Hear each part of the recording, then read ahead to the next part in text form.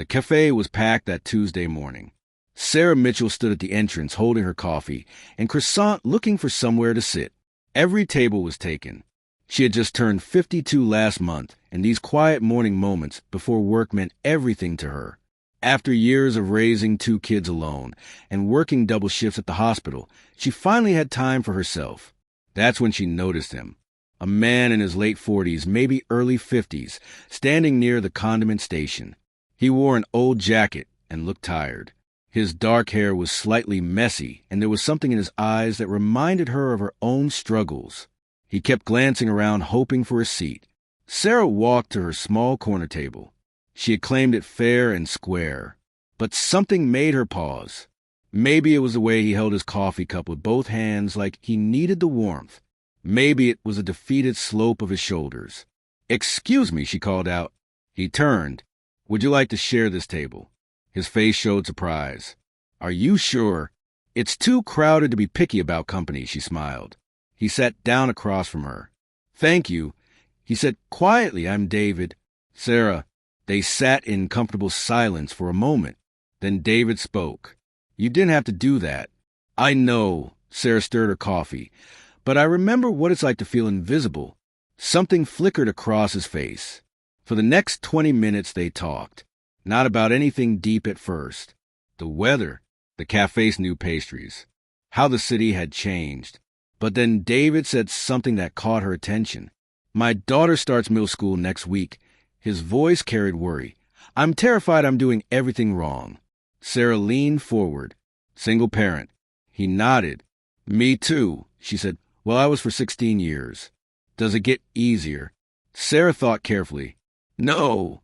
She said honestly, "But you get stronger, and one day you realize they did too." David's eyes got misty. "Her mother passed away 3 years ago." He said, "I sold everything, moved here to start over, but some days I feel like I'm drowning." Sarah reached across the table, not quite touching his hand, but close. "You're here," she said firmly. "You're showing up every day, and that's what matters." They talked until Sarah had to leave for work. As she stood, David stood too. "Thank you," he said, "not just for the table." "Same time next week?" Sarah asked. He smiled genuinely for the first time. "I'd like that." For the next 2 months, they met every Tuesday. David learned that Sarah had worked 3 jobs to put her kids through college, that she loved old movies and hated cooking, that she'd forgotten what it felt like to have someone listen. Sarah learned that David struggled with his daughter Emma's teenage mood swings, that he missed his wife every single day, that he was trying to rebuild a life from ashes. One Tuesday, David didn't show up. Sarah felt the absence like a physical thing. She stayed an extra hour nursing cold coffee. The next week, he appeared looking different. His hair was cut. He wore a nice shirt. "I'm sorry about last week," he said, sitting down. "Something came up with work." "What do you do?" Sarah realized she'd never asked. David hesitated. "I invest in things," he said carefully, "small businesses mostly." "That sounds interesting." He changed the subject. 3 weeks later, Sarah's car broke down. She mentioned it casually. The repair cost was going to wipe out her savings. "Let me help," David said immediately. "Absolutely not." "Sarah." "No." She was firm. "I don't take charity."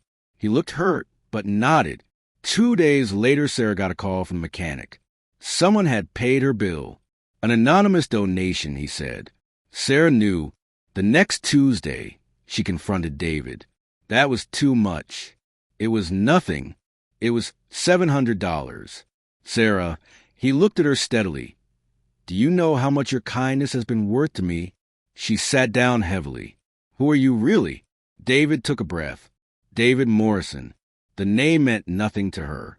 He pulled out his phone and showed her a news article. Her eyes widened.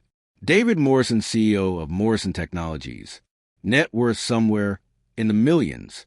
"You've been lying to me." "No," he said urgently.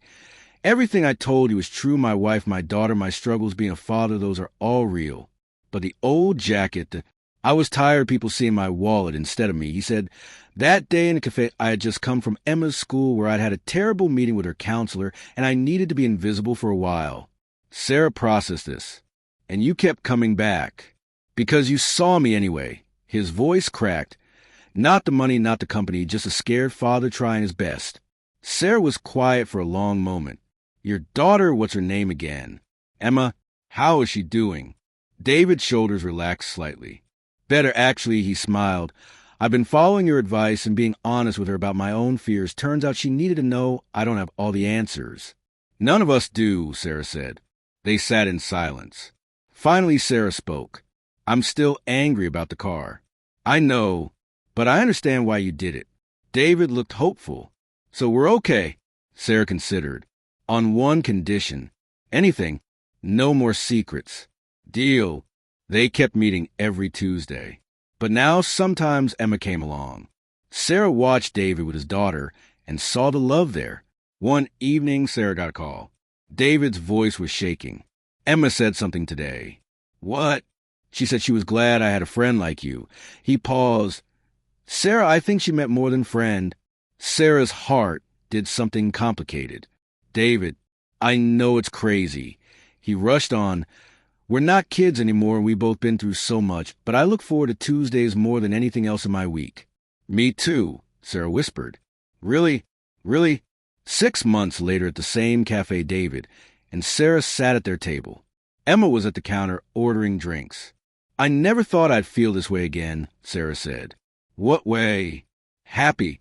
David took her hand. Thank you for letting me sit at your table. Sarah laughed. Thank you for being brave enough to accept. Sometimes kindness is just making room. Sometimes it's seeing the person behind the walls. And sometimes a small gesture in a crowded cafe can change everything. Because we're never too old to start again.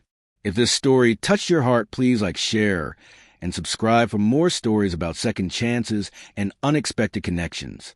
Leave a comment telling us about a time when a small act of kindness changed your day. We'd love to hear your story. Retry Claude can make mistakes. Please double-check responses.